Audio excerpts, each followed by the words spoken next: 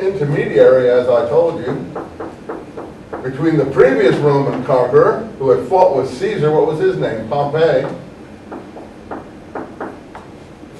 and the Arab groups that helped Pompey. And they stormed Jerusalem. Jerusalem was always being stormed here in 63 BC.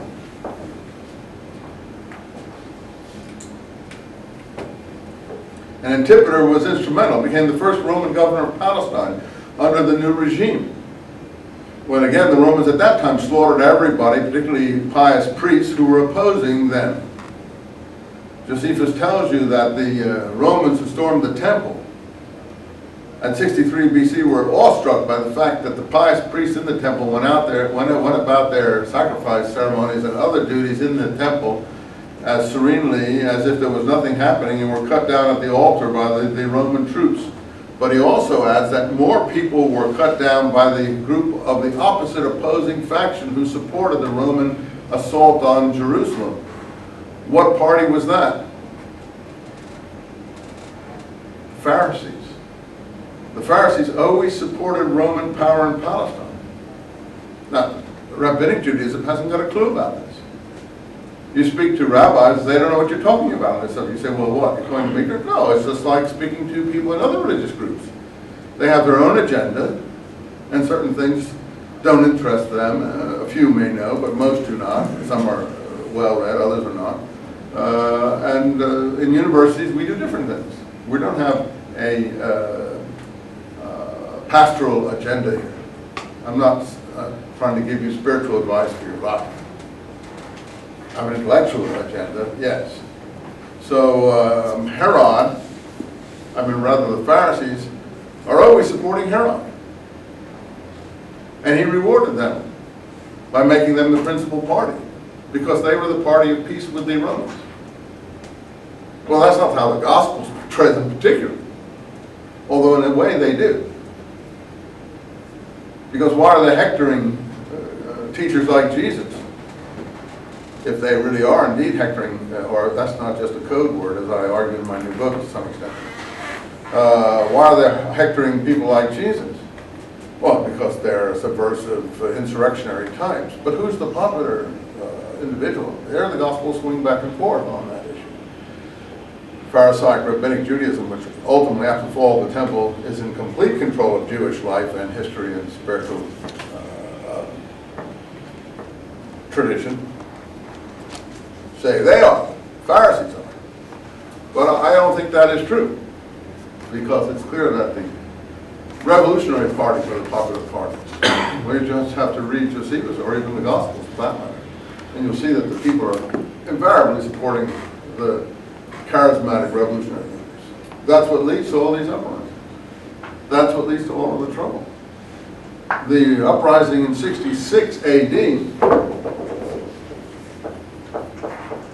or CE if you prefer. In case you're wondering about those two dates, AD is Anno Domino, Year of Our Lord. Some people avoid using that. CE is a replacement for it. Common Era. You can call it a common error if you like, but in any case, Common Era, which embraces everybody, agrees to use that date. So just says that that's the agreed way of dating this particular period. In any event, I use both in my books. I don't like BCE. I think that's really clumsy. I use BC and CE in my books, much to the discontent of others. But I just like to make things simple. Whatever looks as simple and least offensive, I'll use. BCE to me is too clumsy. I use BC and I'll use CE, but some people use AD. Anyway, that's a matter of personal taste and convention. I think you're free to exercise your own ideas there. In any event, the popularness of the Pharisees, they portray themselves in their literature and their teaching. And to some extent, the Gospels sometimes portray them, but I don't think very often, as the popular party. I think Jesus and John the Baptist are really more popular, even in the Gospel presentation that we're looking at.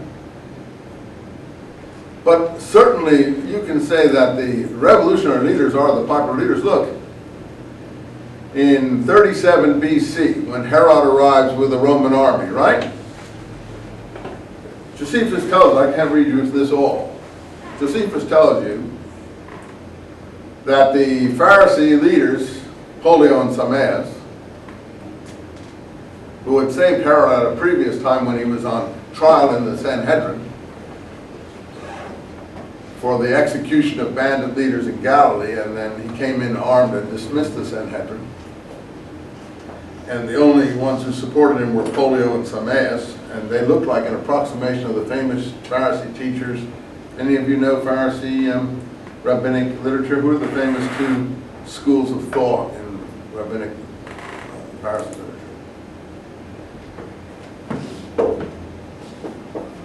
Okay, this is Josephus, Polio and Sameas. And this is rabbinic literature.